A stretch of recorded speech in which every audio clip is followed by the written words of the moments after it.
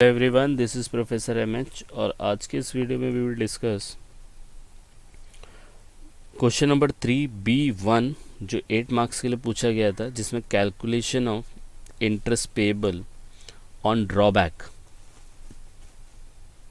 ठीक है, मतलब जो ड्रॉबैक का अमाउंट था, अगर वो लेट पेमेंट हो तो उसके ऊपर जो इंटरेस्ट का कैलकुलेशन होता है वो कैसे करना है। अब देखो, पहला जो क्वेश्चन किया था 3A1, उसके अंदर भी इंटरेस्ट का कैलकुलेशन था, लेकिन वो इम्पोर्ट ड्यूटी आपने लेट भरा उसके लिए। कस्टम ड्यूटी अगर आपने लेट भरा उसके ऊपर जो इंटरेस्ट आएगा वो अलग है, राइट। उसका परसेंटेज होता है 10 to 36 के बीच में, जो गवर्नमेंट डिसाइड करती है। लेकिन इसके अंदर क्या है कि ड्रॉबैक, आपको ड्यूटी ड्रॉबैक मिला है, लेट मिला है, या ड्यूटी ड्रॉबैक आपने लिया है, गलत लिया है, आपको गवर्नमेंट को रिटर्न करना है, तो उसके इंटरेस्ट कैलकुलेशन अलग होता है। तो पहले इसका प्रोविज़न देखेंगे, उसके बाद इस सम को सॉल्व करने की कोशिश करेंगे। तो सबसे पहले इसका जो प्रोविज़न है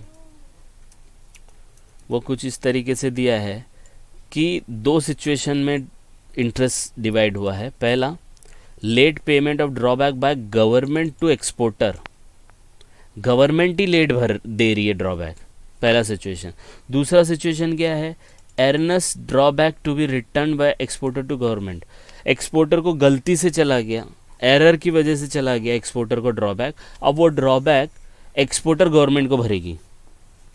तो लेट हो सकता है ना, कुछ भी चांसेस है, दोनों सिचुएशन में लेट हो सकता है। लेट होगा तो आपको इंटरेस्ट भरना है। तो पहले वाले गवर्नमेंट और गवर्नमेंट टू एक्सपोर्टर और एक्सपोर्टर टू गवर्नमेंट, अब इन लोगों ने क्या किया, टाइम सेट किया है।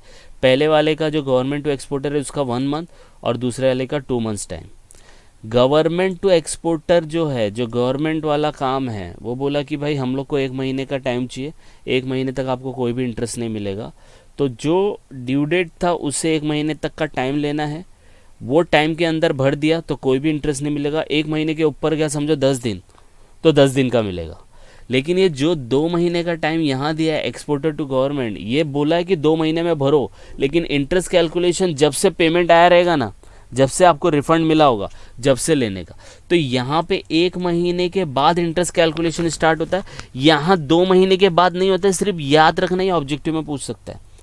इंटरेस्ट कैलकुलेशन यहाँ पे 1 महीने के बाद होगा जब गवर्नमेंट एक्सपोर्टर को ड्रॉबैक पेमेंट करेगा, और 2 महीने का टाइम एक्सपोर्टर टू गवर्नमेंट में सिर्फ टाइम बोला है कि भर दो, लेकिन इंटरेस्ट कैलकुलेशन आपका स्टार्टिंग से ही होगा। उसमें 2 महीने का टाइम आपका इंटरेस्ट कैलकुलेशन आफ्टर 2 मंथ्स नहीं होगा।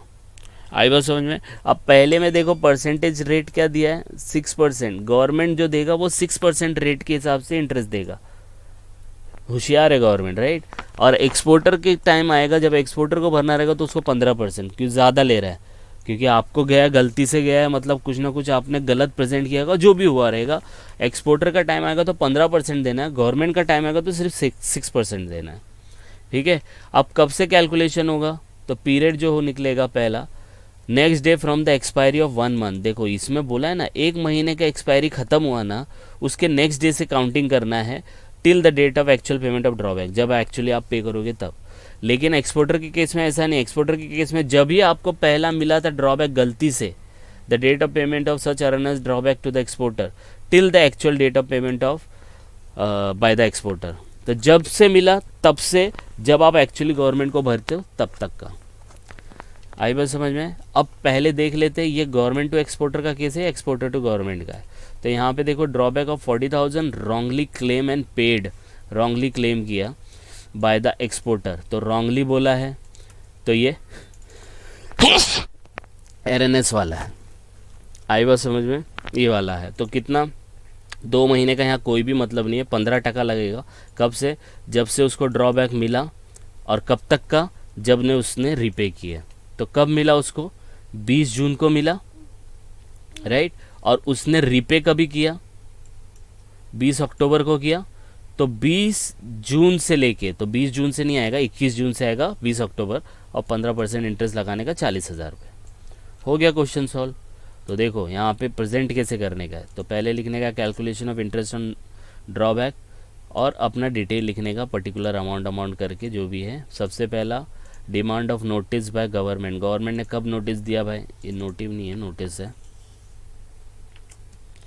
20 अगस्त को दिया, ठीक है। 20 अगस्त को देखो यहाँ पे, सॉरी हाँ 28 अगस्त को दिया, ओके 28 अगस्त को दिया। भाई आपके पास गलती से गया है, हमें पता चला है, इंटरेस्ट भरना पड़ेगा और प्लस ड्रॉबैक भी देना पड़ेगा। फिर एक्चुअल में उसको रिफ़ंड कब आया था? 20 जून को आया था, ठीक है। और एक्चुअल में उसने रीपे कब किया? मिस्टर वाई ने रीपे किया 20 अक्टूबर। तो इंटरेस्ट कैलकुलेशन 21 जून से लेके 20 अक्टूबर आएगा। तो पीरियड ऑफ इंटरेस्ट फ्रॉम, देखो 21 जून से लेके 20 अक्टूबर। और रेट ऑफ इंटरेस्ट कितना आएगा?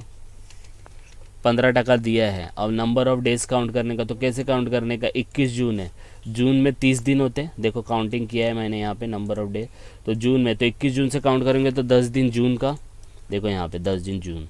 जून के बाद क्या आता है? जुलाई, जुलाई पूरा 31 दिन। जुलाई के बाद आता है अगस्त, अगस्त के बाद आता है सितंबर पूरा, और ये 20 तारीख अक्टूबर, तो अक्टूबर कितने दिन हो जाएंगे? 122 दिन। आई बात समझ में? अब 122 दिन आपके आ गए, ठीक है, 122 दिन आ गए। रेट ऑफ इंटरेस्ट भी पता है 15% लगेगा, लगेगा कि नहीं लगेगा? अब सीधा कैलकुलेशन, अमाउंट कितना? 40,000। तो कैलकुलेशन करेंगे इंटरेस्ट और लिखेंगे 40,000 इंटू 15% इंटू 122 डिवाइड बाई 365। आई बात समझ में? इसको कैलकुलेट करो, आपका अमाउंट आ जाएगा 2005 रुपये। तो इंटरेस्ट कितना आ गया आपका? 2005 आ गया, ठीक है। समझ में आया कॉन्सेप्ट? तो प्लीज़ गो थ्रू करो, बहुत सिंपल सा क्वेश्चन था, एक्सप्लेन भी कर दिया ऑब्जेक्टिव पॉइंट ऑफ व्यू और थेरी पॉइंट ऑफ व्यू, तो आपका पूरा कॉन्सेप्ट क्लियर हो गया। और कुछ लगता है कुछ कवर करना बाकी रह गया तो कमेंट करके बता सकते हैं। And please like and subscribe for more videos. Thank you.